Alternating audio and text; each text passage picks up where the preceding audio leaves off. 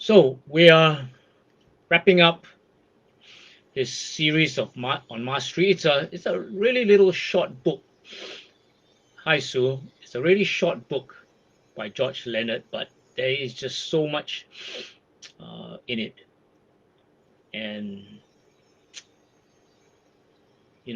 I've just had a great experience going through it. We studied mastery in AsiaWorks many years back, over 2 weekends. But this book itself needs to be read several times. Anyway, let me just summarize Mastery by George Leonard. He defines mastery as the mysterious process during which what is at first difficult becomes progressively easier and more pleasurable through practice. If there's any sure route to success and fulfillment in life, it is to be found in the long term, essentially goalless process of mastery, to practice for the sake of practice itself, not for the result. And that's something like life. You enjoy life for the moment. You don't live life, for that final moment, which is when you're when you're about to depart. It cannot be that way. It's about enjoying life uh, in the moment. So enjoy practicing for the sake of practice alone. Okay. So this week, as we come to an end, we will look at mastering the commonplace. Okay, what we do with the ordinary activities in our life. Now, whether or not you have special projects you want to be a master at, okay, whether it's rock climbing, uh, new skin sales, uh, stand-up paddling, okay. So whether or not you have these special projects you want to be a master at, there are chores that most of us can't avoid.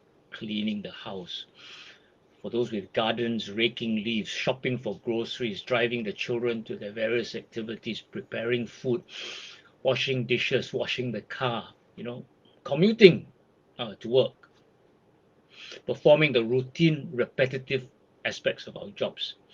This is what George Leonard calls the in-between time, the stuff we have to take care of before getting onto the other things that count.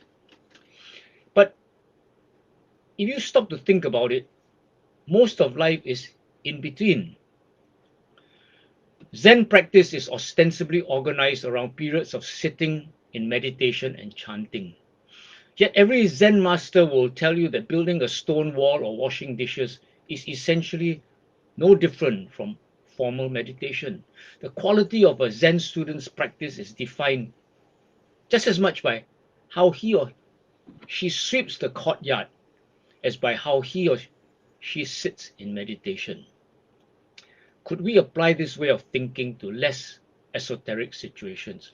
Could all of us reclaim the lost hours of our lives by making everything, the commonplace along with the extraordinary, a part of our practice?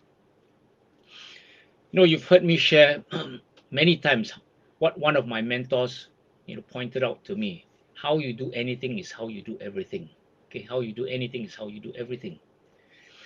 So George Leonard gives some examples of that. For example, driving as a high art. Okay, take driving for instance. Say you need to drive 10 kilometers to visit a friend. You might consider the trip itself as in between time, something to get over with. Or you can take it as an opportunity for the practice of mastery. Taking this short trip will afford you many opportunities to practicing mastery. We tend to downgrade driving as a skill simply because it's so common. Actually, maneuvering a car through varying conditions of weather, traffic, and road surface calls for an extremely high level of perception, concentration, coordination, and judgment. I keep reminding myself, my wife, Wiswan, you know, those people who are, very active on social media, don't look at your WhatsApp. Don't WhatsApp when you drive. Now that requires effort, that requires concentration, that requires focus to not do certain things. Okay. So actually, when you look at it, driving is actually a high art, finely balanced between long periods of seeming routine and then brief moments of terrifying challenge with the possibility of injury or death always waiting around the next corner. People are so impatient now. You got cyclists on the road. You got all these crazy people who are not focusing, pedestrians on their phones. Actually, long time ago when I learned driving, in my book, so it was a British book. It talks about such situations as a junction, as a pedestrian crossing, as a hazard potential. Okay, so if you got a hazardous situation, you're focusing. Okay, no different than when you're doing stand-up paddling in a stormy conditions. You're alert. So these considerations, George Leonard says, lend added weight to the need for mastery in driving. But your practice of far humbler skills can also gain from an application of mastery principles. So we're applying principles of mastery. So he also talks about household rhythm. Okay, take dishwashing, for example. You can perform that chore in a hurried and haphazard way with your main goal being to just get it behind you as quickly as possible. Or you can do it as a meditation, a dance. If you choose this option, take a moment to compose yourself before beginning. Briefly balance and center yourself. Decide on the general sequence of your work, then begin. Maintain full awareness of each of your movements. Even though your hands are most directly involved, pay attention to the rest of your body, especially the feet, abdomen, shoulders, and back. Imagine that all of your movements are emanating from your physical center of mass, a point about an inch above your navel. Go for efficiency, elegance, and grace in your motions. Avoid hasty shortcuts. Rather than thinking about getting the job finished and going on to something else, stay wholly focused on the moment, on the task at hand. Above all, don't hurry. You might discover that by not hurrying, you'll finish the dishes sooner than would ordinarily be the case. The odds are good that you'll feel better at the end. So as I share this, in a kitchen environment, I think of Sue. I mean, it would be ridiculous a few weeks back if I told Sue to practice mastery in the kitchen. But imagine if she had practiced this awareness, she wouldn't have slipped on the wet floor and broken her wrist. Okay, so it's very, very practical. Okay, yeah, Josh, you're right. Be present in all these moments. And I agree with Jeff about when you're riding a motorcycle. My brother used to say when he's on a motorbike, your karma has got to be right there. Because you only got two wheels and it skids, whereas a car, you can be asleep, you're still on four wheels.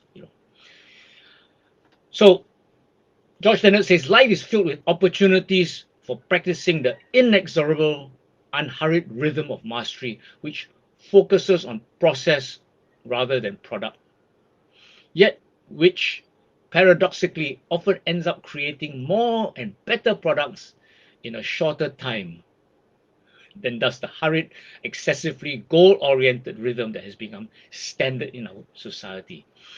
Making this rhythm habitual takes practice. And he says, those of you who have managed to avoid vacuuming don't know what you're missing. An onerous chore, yes, but also a fine opportunity for practicing some of the skills you'll need on the path.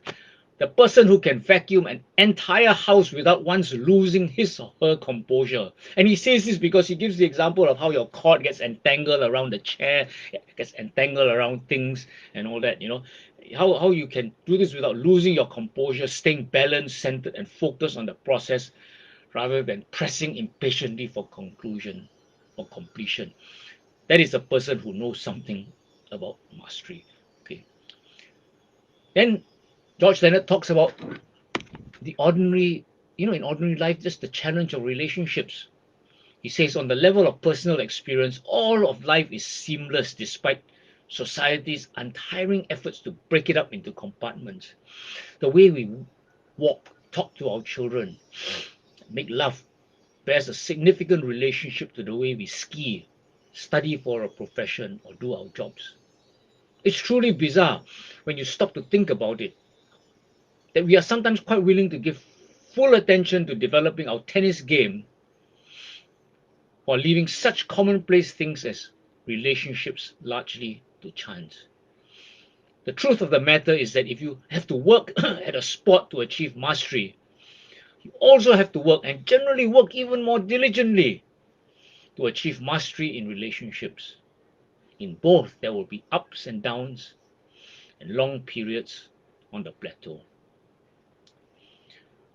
George Leonard has shown us how, and he goes on to show how the 5 keys of mastery can be applied to relationships: instruction, practice, surrender, intentionality, and the edge.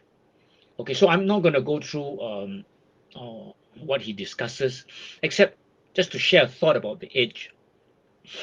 So, if we look at our success group, we are practicing teamwork and how to have effective relationships that support our journey to significant success. We don't just want a journey, we want to have significant success.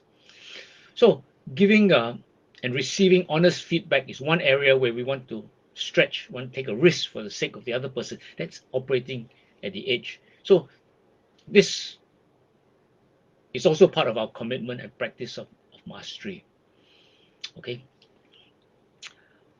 So the point of this chapter is that the principle of mastery can guide you, whatever skill you want to develop, whatever path you want to choose to walk. Yesterday, Sunday, 8th of May, was Mother's Day. At my church, we had a guest speaker, Dr. Eileen Poe, and she spoke from Proverbs 31, okay, 10 to 31. Okay, 21 verses about the wife of noble character. And you see that she's a successful entrepreneur, and she also watches over the affairs of her household, affairs of the household. This is mastering the commonplace, isn't it? So, just a reminder as I close, that mastery is not just what you do, really, but who you are. Okay? So, ultimately, nothing in this life is commonplace. Nothing is in between. The threads that join your every act, your every thought, are infinite. All paths of mastery eventually merge. So I love this, okay, because it's an opportunity to practice something in the ordinary, okay.